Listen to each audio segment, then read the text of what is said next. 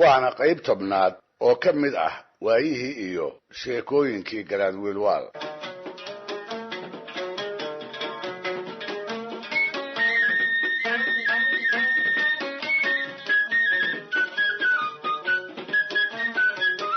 dhegaystayaal, barnaamijkii toddobaadkii hore sidaad ku maqasheen uu halgankii lahaanshaha ceelka Jigjiga wuxuu bilowday biyo qaybsigiisa markay isku afdhaafeen Soomaalidii uu wiilwaal hormuudka u ahaa iyo gaalaha oo iyagana gaalguray uu hogaaminayay.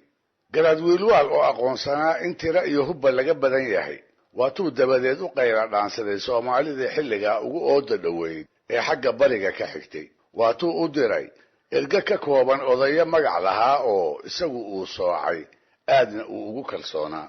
oo waa dhaqankii hore ee Soomaalidu tabtuu ahaaye si gobeed baa ergadaa loo martigeliyey. toddobaad markii ay reeraha dhex joogeenna waxaa loo sheegay war ay aad u jeclaysteen. waxaa loogu bishaareeyey fariintii garaadka in la yeelay, codashadiisiina laga oggolaaday. si aan leexleexad lahayn baa loogu ballan qaaday in loo soo gurman doono oo rag farda iyo qalab dagaalba loo soo diri doono si ay iyagu ceelka ugu adkaadaan. ergadii oo sidaa u guulaysan ayaa u darbatay sodcaalkii ay ugu noqon lahaayeen galbeed iyo dhulkoodii. ha yeeshee intii aanay anbabixin ayaa oday ku jiray cidihii ay martida u ahaayeen waxa uu weydiiyey su'aal ay ka garaabeen, jawaab wacanna ay ka bixiyeen. wuxuu ku yidhi, ragow, degmadayada iyo tiinu waa kala durugsan yihiin. ninka laba lugoodka ahi toddobaad ka badan malaha waa isaga socdaa. marka waxaan garan la'ahay sida annagu aan ku ogaanayno in ciidankiinnu uu noo soo dhow yahay iyo kolba inta uu noo soo jiro.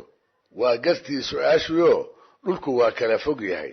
waagaasna lama aqoon qalabka uu aadanuhu gadaalkii bartay ee aanu maanta haysanno. qalabka iyada oo kumayaal mayl la isu jiro la iska maqlo, fariimahana la isugu tabiyo.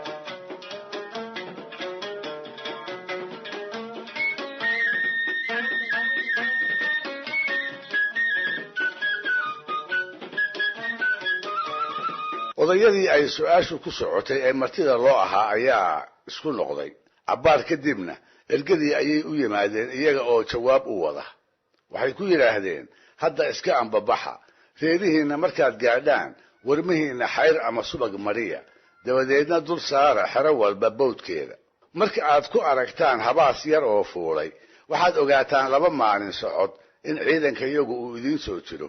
mugga xigana haddii aad aragtaan habaaskii oo warmaha wada qariyey waxaad ogaataan in 1 maalin socod uu ciidanka iyagu idiin soo jiro. waxay baaq ka dhigteen siigada ka dhalan doonta qoobabka fardahooda iyo dhulka ay gaari karayso ee ay masaafadana uga qiyaas qaadan jireen. sidaas baa maalintaa lagu kala tegi. dhinaca kale intii ay ergadu bari ku maqnayd wiilwaalna wuxuu ku hawlanaa siduu dadkiisa ugu darbi lahaa dagaalka soo aadan ee lama huraanka noqday. wuxuu bilaabay ragga xoog gala oo idil inuu gaar u sooco oo ciidaha dhexdooda ka saaro si ay ugu tababartaan halganka ay gaalaha la geli doonaan ee isha baalkeeda u soo jirsaday. ciidankii ayuu si fiican ugu habeeyey goobta ba'an ee soo dhowaatay. wuxuu u qaybiyey 5 qaybood. mid walbana wuxuu u qayday dhinaca ay dirirta ka geli doonto: midigta, bidixda, bartamaha, hore iyo gadaal. dagaalyahan walba wuxuu u sheegay qaybta uu ka tirsan yahay. qayb walbana wuxuu u qeexay goorta ay dagaalka geli doonto iyo ragga ay ku geli doonto tiradooda. waa habkii waayadii hore marka la duulinayo ciidamada loo qaybin jiray. ciidanka sidaa loo habeeyo waxay carabtu ku magacaabi jirtay khamiis. sidaad ku arki karaysid meeris ku jira gabaygii nabi ammaanka ahaa ee uu tirin jiray allaha u naxariistee imaam maxamed bin saciid al-buusiiri. waa gabayga burdaha loo yaqaan ee nabadgelyo ee naxariisi korkiisa ha ahaatee rasuulka ciidamadiisa kolkuu tilmaamayay uu ku lahaa: yajuru baxra khamiisin fawqa saabixatin yarmi bimawjin min alabtaali multatimi.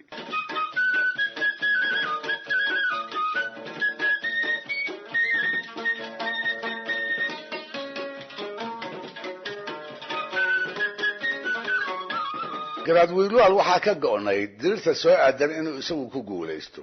sidaa darteed wuxuu ku kacay tallaabo aan looga horraynin oo ninkii furayoobi lahaa oo idil uu ku quusiyey colka meel ka gadaalaysa geed ku yaal ayuu laba diblo wuxuu ugu xiray axmed wiilwaalo ahaa curadkiisii oo carruurtiisa oo dhan ugu jeclaa markaas buu dagaalyahanadii qaybaha ciidankiisa inta kulmiyey waxa uu ku yidhi nin walbow ogow gacantayda midig ayaan ku gowrici doonaa ninkii dib u jeesta oo goobta ka carar inta is yidhaahda geedka axmed ku xiran yahay gadaal ka mara waxay ahayd digniin kulul dhaar culusna uu ku adkeeyey gaalguray qudhiisu ma fadhiyin ismana dhigan weligiiba wuxuu ahaa nin aad u dhiifoon wuxuu og yahay abaabulka dagaalka ee dhinaca soomaalida ka oogan bartamaha banka jigjiga ayuu ka dhigtay saldhig iyo goob uu ku ciidan urursado dhowr cisho gudahoodna wuxuu soo dhoobay guutooyin ku hubaysan dhammaan wixii qalab dagaal ahaa ee degaanka geeska afrika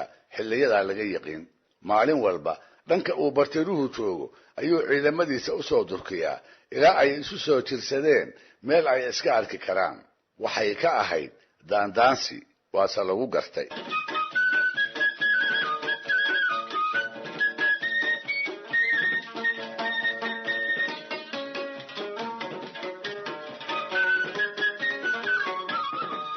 wiilwaal oo ahaa nin looga haray ammaanduulka iyo maamulka dagaaladu ma degdegsana ma uu rabo in lagu hambooriyo dagaal aanu hubin inuu ku guulaysan doono weli ciidankii uu bariga ka sugaayey ma soo gaarin ha yeeshee wuu soo dhow yahayoo siigadii fardahooda ayaa warmihii wada qarisay siduu baaqu ahaa hal maalin socod oo keliya ayuu u soo jiraa maalintii dambe ayaa waxaa la soo gaaray gaasaskii reer bariga subaxdii uu galabteeda filaayey barqa dheer markay noqotay ayuu midhacsaday gaalguray iyo raggii uu goobta soo dhoobay oo ka muuqda meel uu si wacan uga arki karo isaga oo faraskiisii ku jooga ayuu hor taagan yahay ciidankiisii oo ay suuragal tahay inuu mar walba soo duuliyo garaadkuna wuxuu rabaa inuu ku baajiyo haddiiba tashi caynkaasi uu ku jiro dabadeedna isaga oo keligiisa ayuu u xawaariyey boqorka gaaluhu kobtii uu colkiisa ku hor taagnaa wuxuu ku joogaa weyrax oo ahaa baxdowgii lagu yiqiin ee fardihii xilligaa la haystay ugu orodka dheeraa tashiga uu ku socdaana wuxuu yahay si uu yeelaba inuu dib u dhigo dagaalka kafoolka ah ee labada ciidan ay fooda isku dari doonaan wuxuu diidayaa iska hor imaadka weyni inuu dhaco iyada oo aan weli la gaarin dharaarta gelinkeeda dambe oo ah marka uu filaayo in gurmadka bari uu soo gaari doono